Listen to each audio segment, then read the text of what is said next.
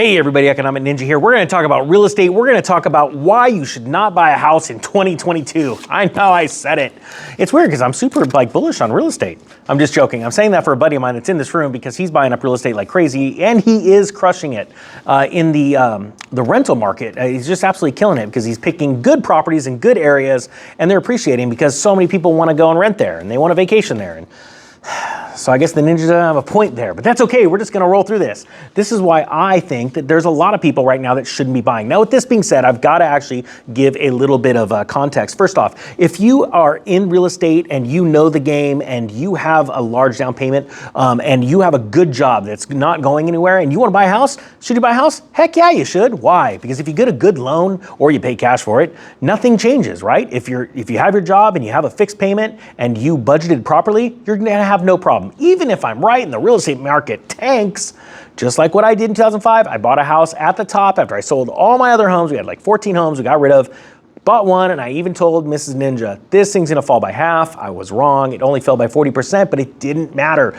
because my payment stayed the same. As a matter of fact, when everything crashed and the interest rates went lower, I even refied. And so my point being is that everything was good, right? It wasn't until just a few years ago in 2018, I sold that place for a sizable profit, about 25% over what I paid for it in 2005, even with the Great Recession. So there, I got it out of the way. If you want to buy a house and you've got good money and you do it right and you're smart and sensible about it, you should do it. But for everybody else, it's freaking out right now that if you don't buy right now that you're not going to be able to.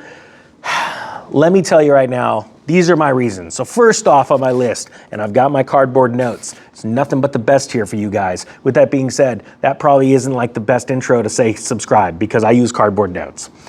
Don't rush in due to FOMO. That is the number one thing. I hear it all the time. If I don't buy now, I'm never going to be able to afford. Well, guess what, guys? I heard all those exact same stories mid-2004 to mid-2006. And by then, everything started to melt down. But ironically, everyone that I knew that had FOMO'd into the real estate market didn't realize that until 2008, okay? So if you're afraid and you're buying something out of fear, do not do it. That is bad. Because emotions can get the best of you and you do not make good, sound decisions when you have big emotions. All right, number two, realize that there is maintenance, and I'm not even joking. When you buy a house, it is so different than renting, it is insane. You literally, if the sprinkler breaks and you don't got the time or money to fix it, that lawn dies. There's real consequences in the house. And it sounds funny. If you're married, you're gonna know what I mean. Because when you buy a house, it's never perfect. You've got to paint it because the paint shade is different or the carpet's a little dingy. There's always a reason. Mrs. Ninja has always found a reason to fix something up. And so the ninja's pocketbook and his time gets affected. So again, just know there's a lot of maintenance, okay? Now, right now, you're seeing something that we didn't experience in 2006, and that is a severe supply chain issue because of a global shutdown. And not only that, a severe lack of labor is happening right now. It is so hard to find even anyone with a pulse to come in and work on your house. So if you're not the handy person, I suggest you not. Now the ninja is very handy. So is his buddy that's in the room at working on houses, fixing up houses. He would say that he is better than me, but we'll let you guys decide. You don't need to know who he is. As he's giggling in the background. But the lack of labor is very real, okay? It is very serious. And as we get older, let's quite frankly, I'm not no spring chicken. And you need people to help you. So if you're not that kind of person, really seriously weigh these options. Because as you rent right now, 9 times out of 10, the landlord's gonna take care of the issue, right? Unless you got a crappy landlord. Number 3.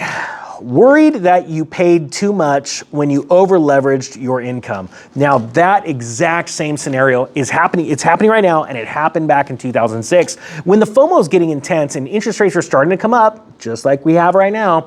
And inventory was super tight because now we know that people didn't have the money to sell their home and move up in the neighborhood because interest rates are going up. They didn't have the monthly income, so they were staying tight. Inventory shrunk, nothing like we've seen in the last 2 years, although. What happened is people freak out and they over leverage themselves, and then fear sets in and they go, oh my gosh, I paid too much. I even know somebody that never lost their job and literally walked away from the house, and they told me when they did it, why would I continue to pay a mortgage payment on a house that is not worth what we paid for it?